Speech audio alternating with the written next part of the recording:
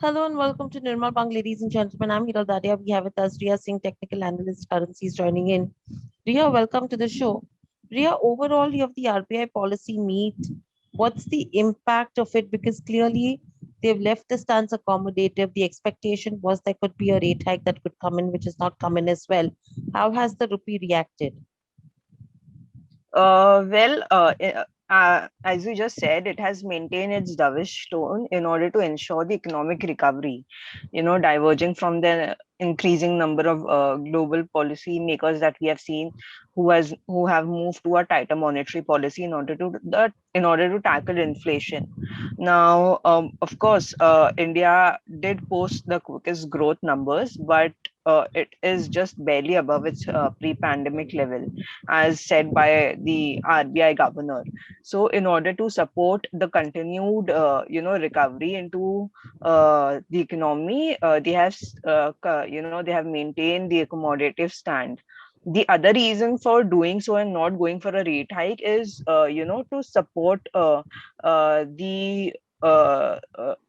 the government borrowing plans that they have led in the current budget. So in order to keep the borrowing costs low for longer into the economy, in order to support the huge borrowing budget that they have set, the government has said, this is also one of the reason why they have continued to go for keeping the rates unchanged. Now the effect, as we have seen, led to a weaker rupee and fall into the bond yields.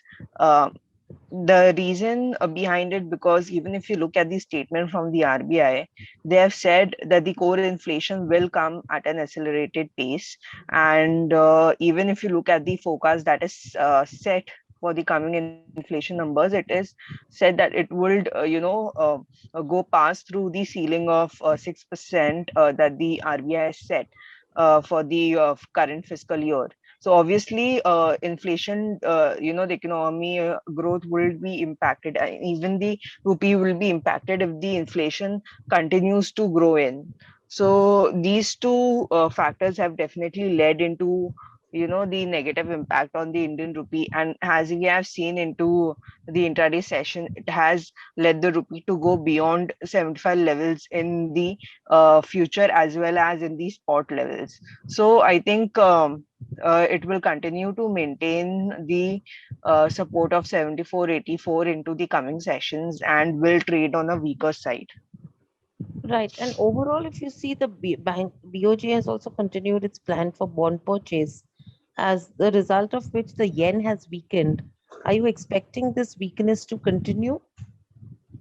Obviously they have not deviated from its, planned bond purchases, and this means that, you know, uh, uh, sorry. So this means that the Bank of England will remain accommodative in the policy, in the as far as monetary policy is concerned.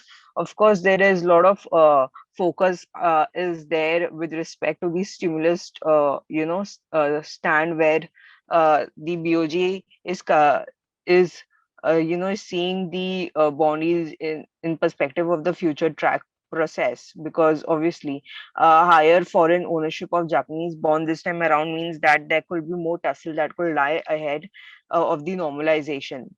So this could fix some, this could lay some problems into getting the whole policy normalized. So this is one of the main, I think this is one of the most uh, issued issue that there is there in the current monetary policy that Bank of Japan is keeping an eye on.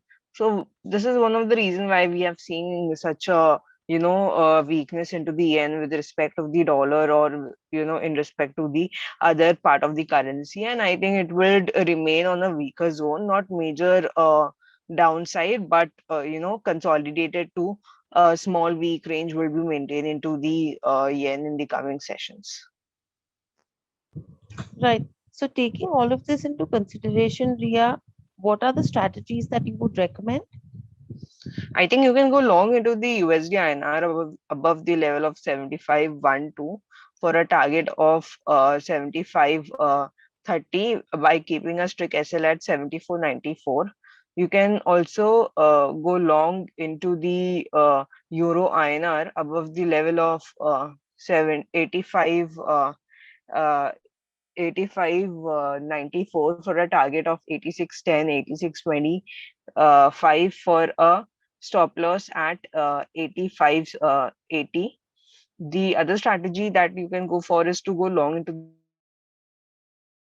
to be respecting the the to even if it's opening on a weaker side, it is going it has continued to trade on a on a bullish note in the intraday session. So I think going long around the level of 101.85 for a target of 102 and stop loss at 101.75. So these are the three strategies that you can look forward with. Right. So these are strategies one should be looking at as well. Thank you, Ria. Thank you, participants, for joining in. Thank you, Aaron. Subscribe to our YouTube channel for in depth interviews of India Inc. and press the bell icon so that you do not miss our updates.